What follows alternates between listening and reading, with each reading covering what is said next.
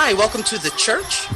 This is a video podcast where we discuss contemporary challenges and apply biblical solutions. The way this program works, it's just like a 15-minute or so podcast where we're going to discuss some contemporary issues and just find some biblical solutions. We may not have all of the answers, but we're going to get the answers from the right place, and we'll just go from there.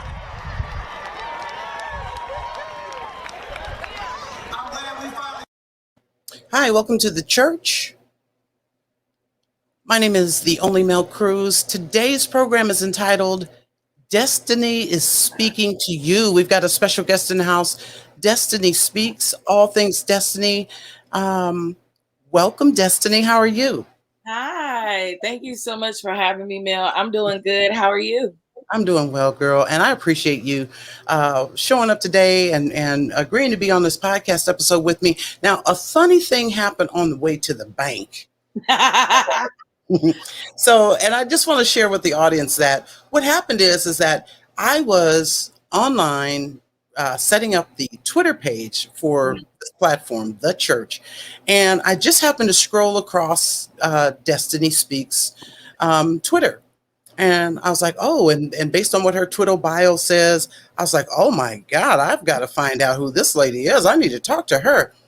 And so as I looked closer and looked, at the picture, I was like, wait a minute, that looks like Destiney.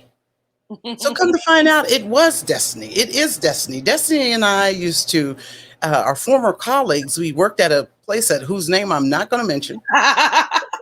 Okay. And it was something else. But I met Destiney then, and she had, oh my God, major energy. And so I'm not surprised, Destiney, to find out that this is exactly what you're doing. It fits you. So I know it's authentic because I know you. But it's just so crazy because it's been like 4 or 5 years since, we last, saw each other or interacted with each other. And you are exactly as you should be as far as what you represented then and what you're doing now. So again, thank you. And you've just got a lot of things going on, and it's phenomenal. I love what you're doing. Let me get into just a couple of details here because you're a nonprofit leader of a women's empowerment group called the Empowerment Daily Devotional Corporation. I love it. The focus is on women and youth. You also give back to your community through monthly outreach initiatives. You have an ebook, which I purchased, and I'm going to tell you in a minute why I love that book. I love it. It's 14 tips on becoming your best self. You're an inspirational speaker, a mentor, an intentional coach. Let's get right into it. So tell me about your nonprofit organization. Let's just start there. What's that all about? Yes. Okay. So my nonprofit, it is a 501c3 women's and youth organization, and it is called the Empowerment Daily Devotional Corporation. It's a play on words. And basically, I founded this organization when I was just 24 years old, about 3 years ago, will be 3 September 26th.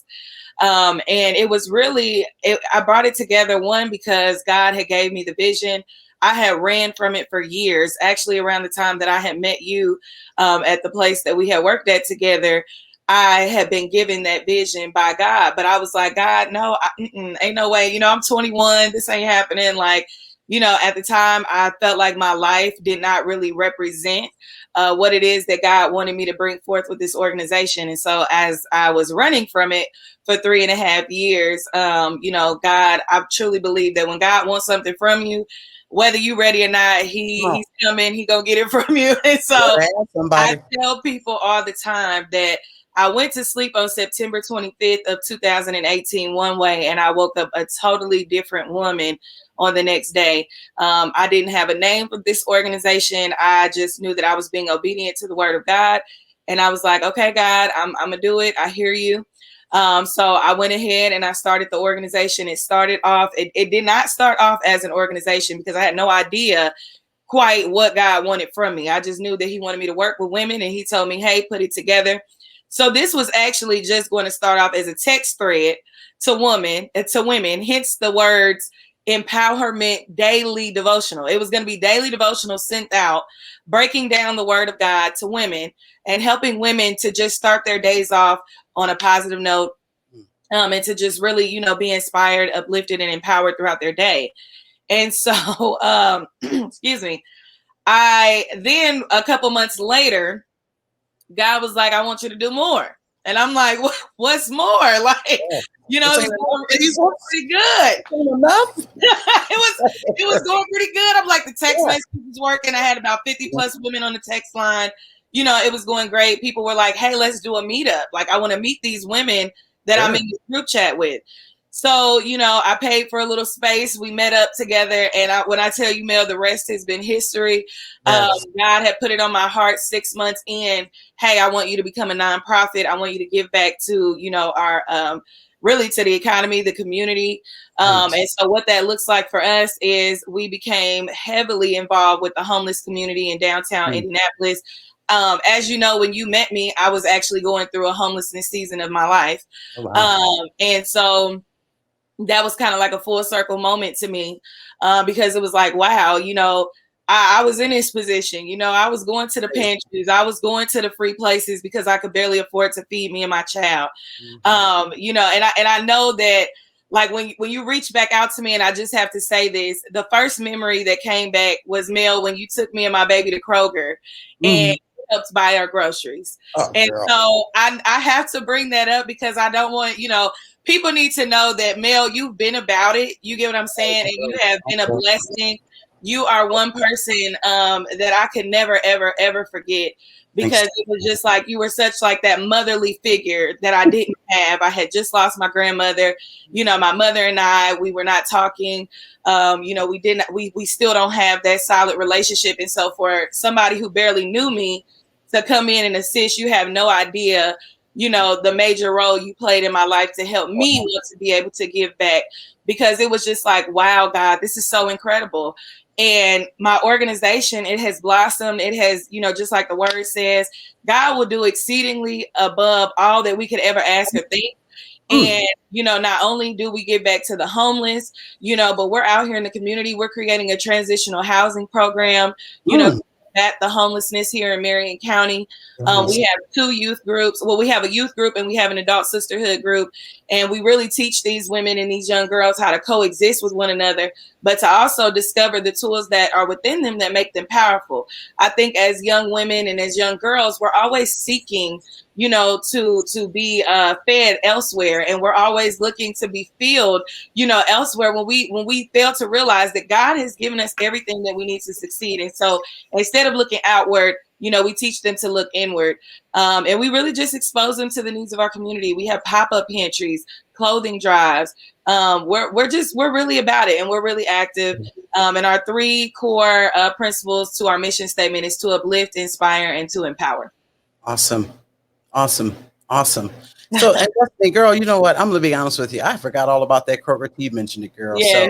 So well, I did it. I was like, oh yeah, I do remember that Kroger. Yeah, girl, Destiney. Anyway, so here and so now, when like I said, when I was looking on Twitter and just like, okay, now who can I? Because this page, the Instagram for this podcast and the Twitter for this podcast, everything you said is exactly what I'm wanting on those feeds. I want positivity, upliftment, and just encouragement, because we need it. We need to have that. And so what got me was when I looked at your Twitter and you said, I help broken women of faith build intentional lives so they can live on purpose with purpose.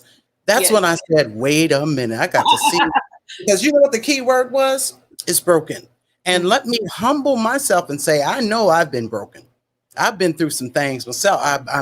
I know what homelessness is. Okay. I know I've been on that side of the track. So I know what time it is in that regard. Right. This is what I want to ask you about for broken, because I think a lot of women don't want to accept or acknowledge their brokenness. And I know firsthand that God will put you in that boat and all of a sudden it'll just drop on you, because this is how it dropped on me. Yes, it I, will. I, I said, Lord, I'm broken. Yeah. I am broken. I mean, and it was like the world stopped at that revelation for me. Yeah. So, how is it working with women that are broken? Do you find that women are that you help? Do they come and say, "Look, hey, I'm broken. Where do I get in line?" Or do you work with them? Do they finally get to that understanding? I mean, tell me about that part of the work. Yeah. So it's funny that you say that because a lot of women, like you said, 95%, we are operating from a broken state of mind. We're operating from a broken place. And because, operating out of dysfunction has become functional for us, we do not realize the brokenness that we're in. We don't realize it. And so, Mm-hmm. the reason why I tailored my audience to broken women is because I started noticing that with working with the women in my organization, becoming an inspirational speaker, and I want to break that down. I went from calling myself a motivational speaker to inspirational because when you break it down, inspirational is in spirit. And so I always want people to know that I'm coming from a place of spirituality, and that, I'm not just going to give you something that I have not experienced on my own, but also, just experiences that God himself had brought me out of. And I will not ever, ever, ever claim to have done it on my own. Thank you. And so, when I was working with different women and just hearing, the things that they needed help with or hearing the things that they struggled with, I immediately start to say, wait, I see myself in this person because I have been broken. And a lot of times we always think that, we're broken just by experiences, or we're broken, just by what life has thrown at us. But a lot of us don't realize that sometimes it is God that breaks us, but he doesn't break us to hurt us. He breaks us in a way that is going to help expose what he has already put within.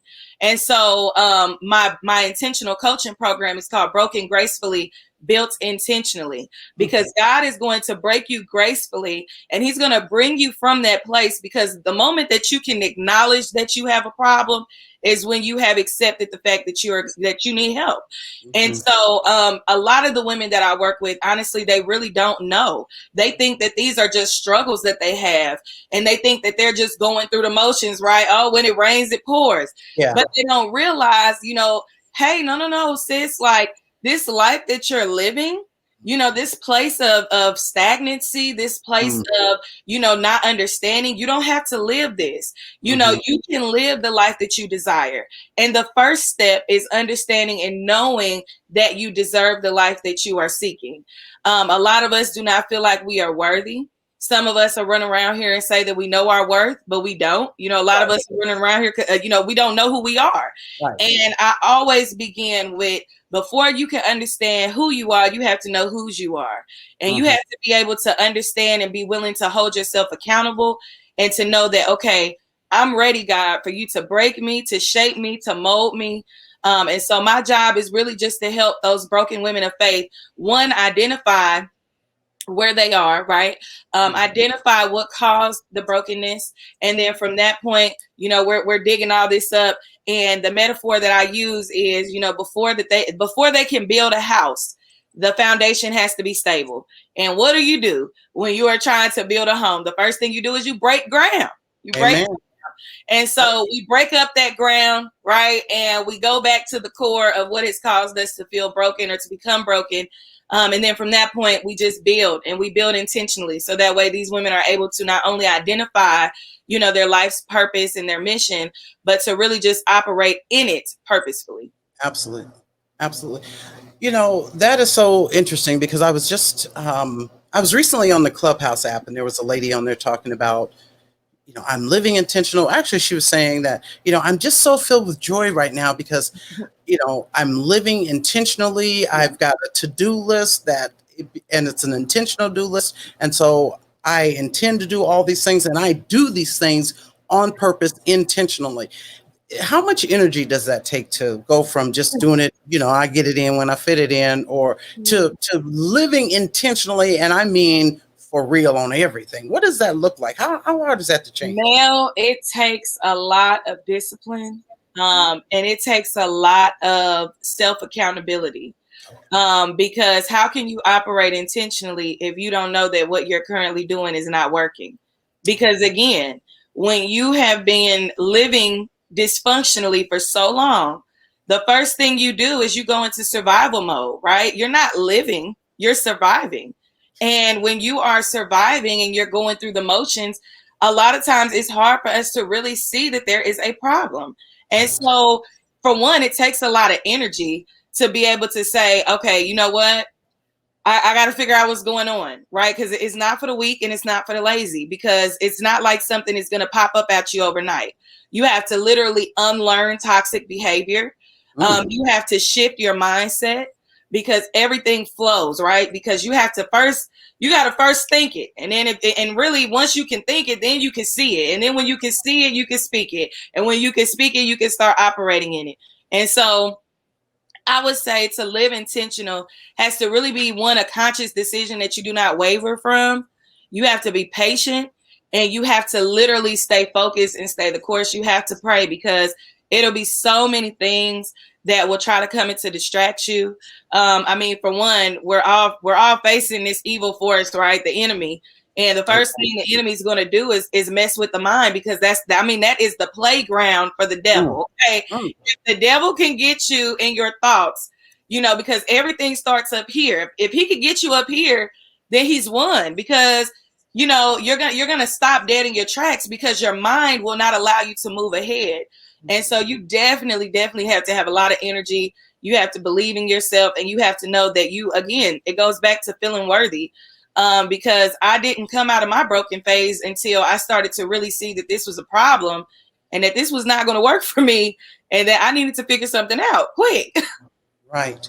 So is that what prompted or promoted the ebook that you've written? Yes. Okay. So 14 tips on becoming your best self.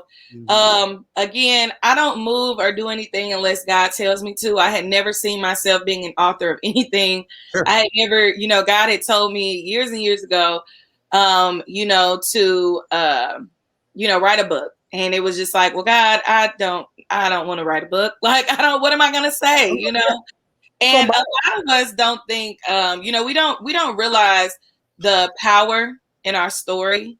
And we don't realize, just how much we do have to share, because we think that, nobody's going to listen to this. Nobody's going to read this. Nobody's going to be interested.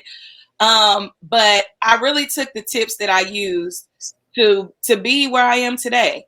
A lot of people always ask, Destiney, how did you go from being homeless to, living the life that you live now? How did you go from being a broken single parent, to being an engaged woman who is about to become married next fall, who is running her own business, that was able to quit her job, that was able to just do so much, right? Because people look at me and they're like, dang, girl, like, how did you go from doing all of this to this? And it was like, well, it took a lot of work, but here's how I did it. And so I wrote 14 tips. I didn't want this to be like 100-page paper where people just get lost in the sauce. Right. I wanted it to be, straight to the point of, hey, you are in control of your destiny. You are in control of the life that you want to live, and you can live it. But here are some 14, simple steps that I took. And I share a little bit about my journey, on why I took those steps and how I overcame, just to be able to help people know that this is realistic and you can do it. Right. Now, let me get into it. I was like, okay, wait, I was just praying. See, that's how fast God answers prayers. I was like, don't let her go into those tips, because there's 3 things about that book, girl, that we must discuss that I love. You heard me. Let me make sure I got my stuff in order here. Tip 1, be honest with yourself. And this tip says being honest with yourself, let's admit it, a whole process in and of itself. It's one of the most, if not the most important and essential step in becoming your best self. Some of us are stuck because we hold on to things and or people that don't aid in our growth, which leads to us settling, being in denial, and thinking we have it all figured out, when in reality, we truly don't. That's hard work, girl. That's hard work. being honest. I mean, now for me, I can be honest. You know, I'm really hard on myself, to be honest with you, but so I can be honest with myself. But I know it's a challenge, and I haven't always been able to be honest with myself. And I know it's a challenge for other people as well. So talk to me on how do we start that? How do we recognize if we're even being honest with ourselves? And two, how can we start to do that? Well, for one, being honest with yourself goes back to self-discipline and identifying that there's a problem. If you cannot identify that there's a problem, then you're going to continue lying to yourself. A lot of times, we always say, well, the truth hurts, right? And one thing that I like to say is it's so easy for us to be able to point the finger at who has done what to us and how they did it and how they have hurt us and harmed us and done all these things, right? But when are you able to turn the mirror on yourself and take full responsibility and accountability to say, hey, even though life has thrown me lemons, even though, oh, well, I had a horrible relationship with my mom, or, oh, I had a terrible upbringing, or, oh, my friends did this to me, the man or woman that I love did this to me. But not one time do we ever take a step back and say, you know what role did I play? Or if you didn't play a role, let's stop trying to point the finger and say, okay, this happened to me, but it's not their responsibility for my healing. It's my responsibility to heal. It is my responsibility to decide that I no longer want to be a product of my environment. It is my responsibility and my choice to say, hey, you know what? Even though life has dealt me these cards, I'm going to go ahead and I'm going to take them and I'm going to do whatever I have to do to come out of this. Because I could have laid down and failed. I could have accepted failure, as my life's call, but I knew that I was created for more.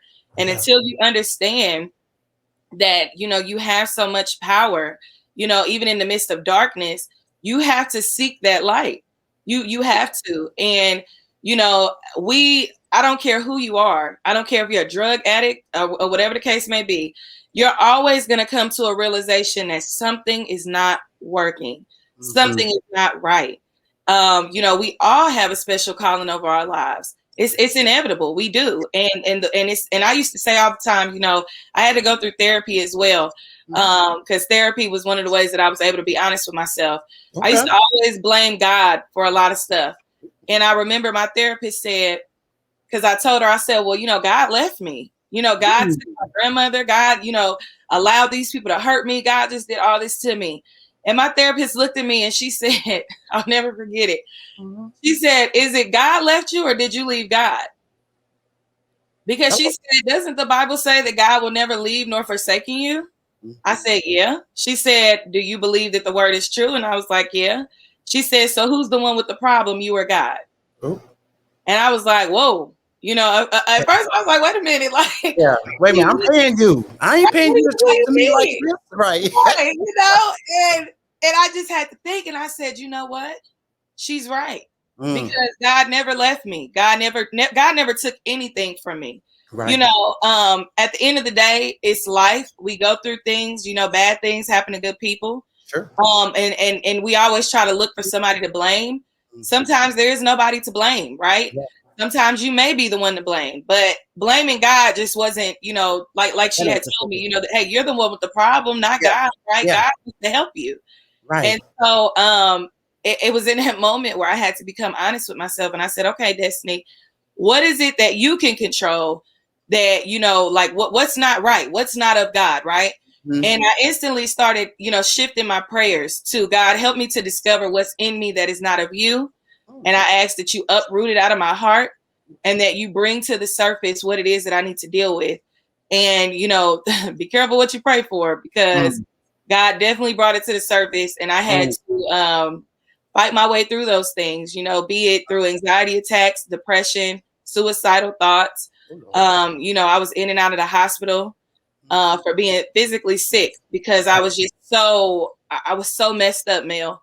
But I had to be honest. And it was in that moment where I knew that, you know what, God, I know you have more for me. And I just want you to prepare me for what it is that I prayed for. Man, wow, that's deep, Destiney. That's deep. And like I said, you know what, you are the real thing. Because I know you. You understand? I know you, girl. Listen, that one class, that training class we were in at our former employer, okay? I know who you are, Destiny. And you Now, are. I was so, first of all, I was so immature. No, you weren't. I was immature. I definitely was, but Not on the clock, you so, weren't. On the clock, you were not, girl. Because listen, girl, you was holding up the banner. That fight that you got in you, girl, that was listen, present then. That was present then. So now let me get over here to my next favorite tip, which is tip number 2. You are not your past. And I know these are going in order, but here's the thing, girl, you coming out the gate yeah, with the hardcore facts. Truth is, we have all been there, done that, meaning we have all done the things that we aren't proud of and all have situations that we've endured that we probably wish never would have happened. It's life and it's inevitable. Although it's contrary to popular belief, your past is your past for a reason, and it does not shape nor define you. Crazy thing is, as hard as it is, we have a hard time letting go of the people who have hurt us or have aided in our unraveling darkest hours. But like everything else, there comes a time, a moment, a day where we have to part ways with our past and move forward. And girl, you know what? Destiny Speaks. That is, I would say, a major component of why people can't go forward because they are stuck in the past. They can't get through the past. And I know I did a couple of episodes with an amazing pastor, 2 amazing pastors out of Indianapolis, Indiana, and a highly intelligent Christian educator, doctor, where we talked about, shaking it off because sometimes your past, like when you're doing real good, all of a sudden stuff from your past all of a sudden just pops up. And you know that ain't nothing but the devil trying to, you right. think you uppity now. So you think you all that. Let me remind you of who you used to be. And that is the key word, used to be. Talk to me about letting go of our past. How can we even recognize that we're living in the past? Yes. Well, Mel, like, it's so funny because I wrote this ebook over a year ago. Mm-hmm. And this is just a transparent moment for me.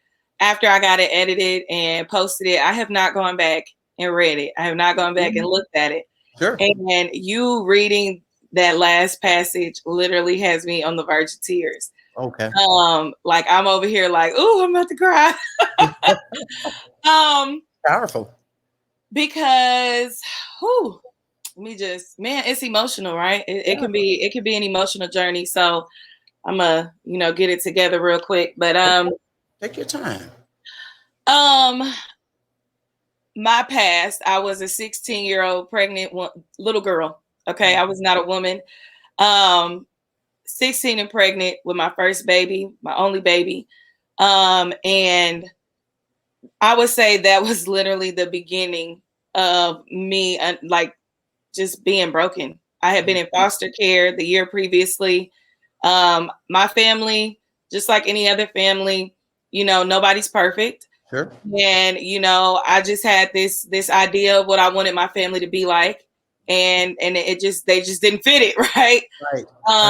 And so, I started seeking love in all the wrong places, became pregnant at 16. Like I said, gave birth to my son at 17 years old, left home. And I would say that, like I said, that's the beginning of Destiney Speaks journey, because when I left home, I had no idea this big world. I had no idea the darkness, the things that I was going to face. And I have been through so much. I have been through domestic violence relationships where I was getting beat upside my head, and thought that was love. I've experienced, both physical and mental abuse. Even from then, going through suicide. Several times I attempted to take my own life. Oh Lord. And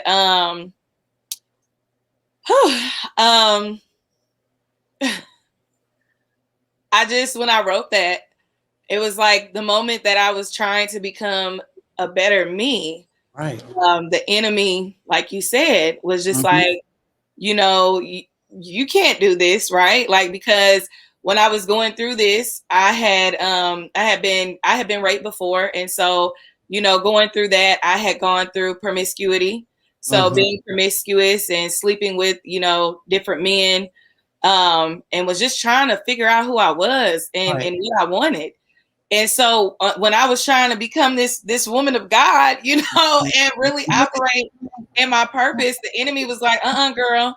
Yeah. I mean, excuse my French, but I started having thoughts that like, well, I'm a hoe. You know what I mean? I can't do this. People are gonna look at me and be like, this girl that slept with so and so, she done did this, and aside from that, how this girl finna tell us what to do, and she's gonna try to empower some women, but she was fighting with women. Because back then when I was younger, if you looked at me the wrong way, I had a horrible attitude. Like I hit you with a quickness. You know what I mean? And we'll talk later, right? It was like for me to be over here empowering women, right? Yeah. It was just like, I mean, man, the devil used to have me so wrapped up, y'all. And that's why I ran from it for so long, because I was like, no, my lifestyle don't match this. It doesn't. And that is when I understood that, the more that God said, hey, I know that this devil is at work, but I'm at work too. And I need you to stay focused on me. I need you to look at me.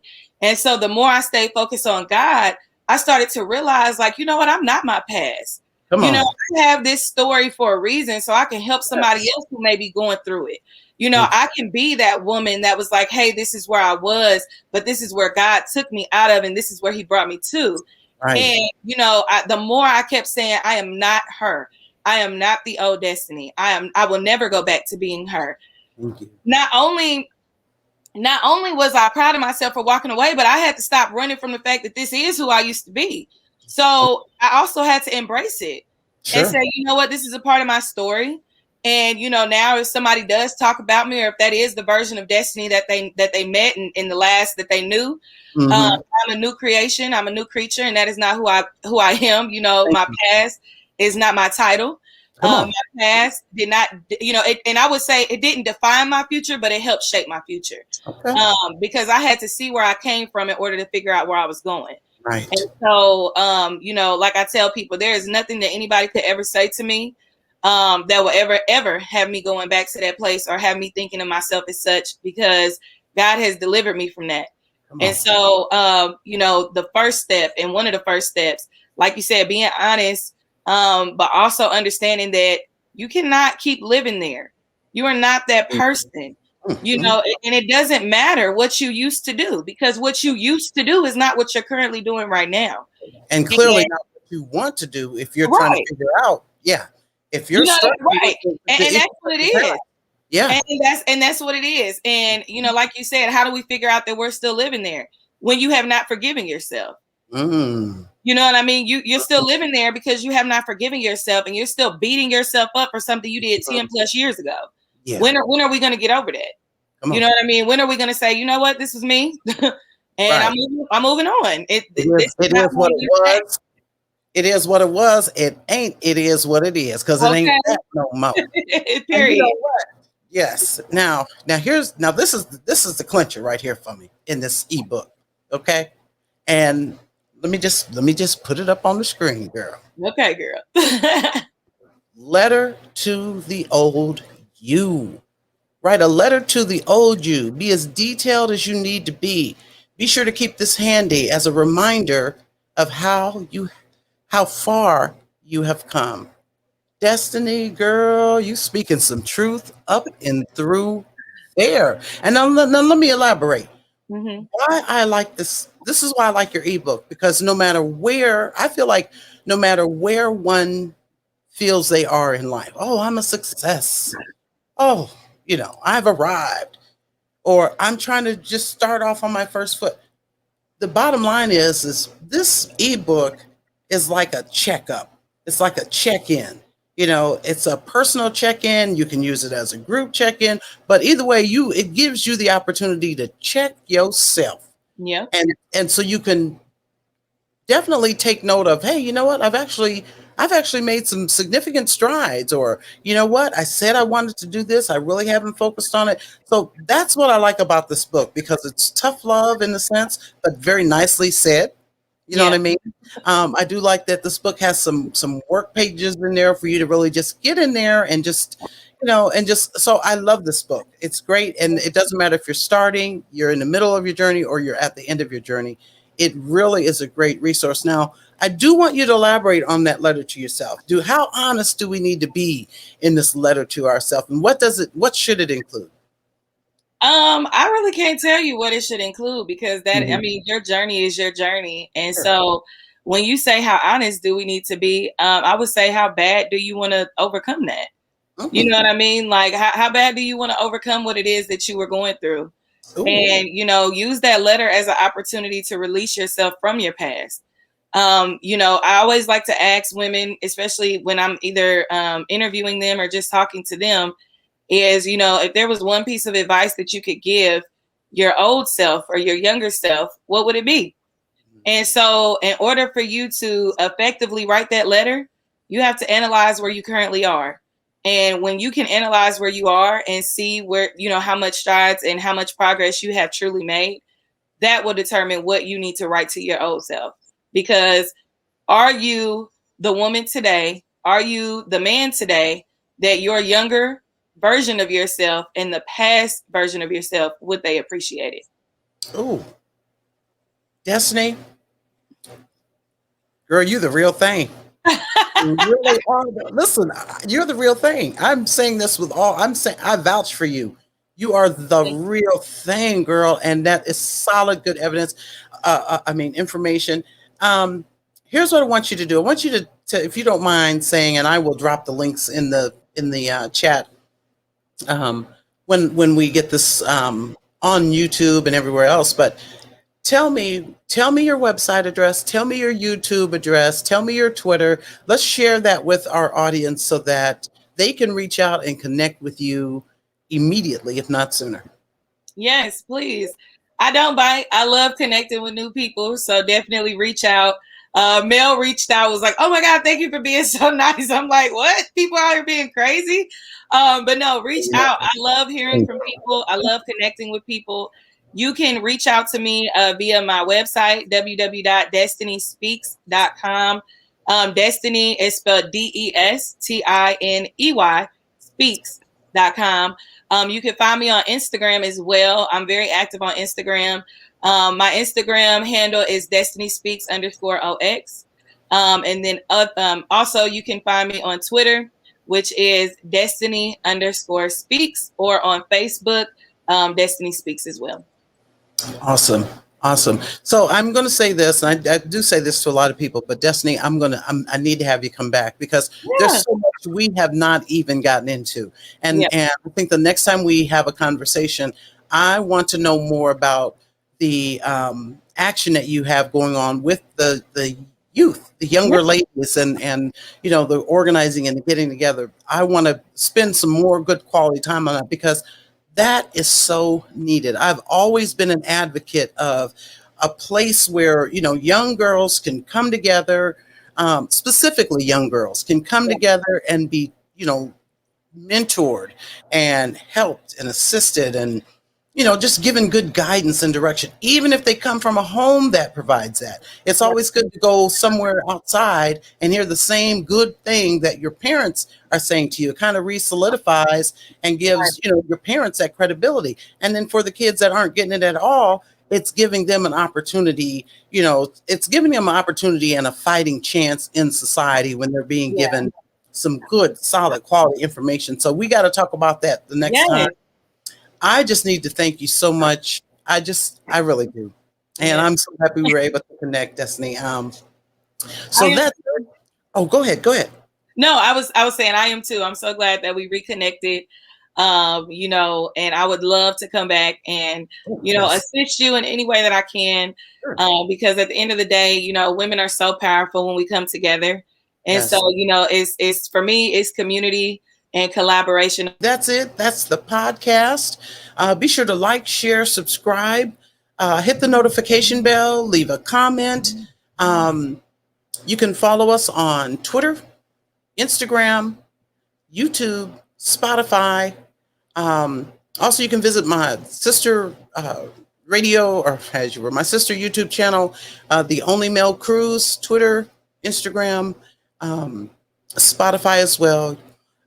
So that's it. That is the podcast. If you have any questions or concerns or topic ideas, feel free to send us an email at whatthechurchsay@gmail.com. And until next time, we will see you when we see you.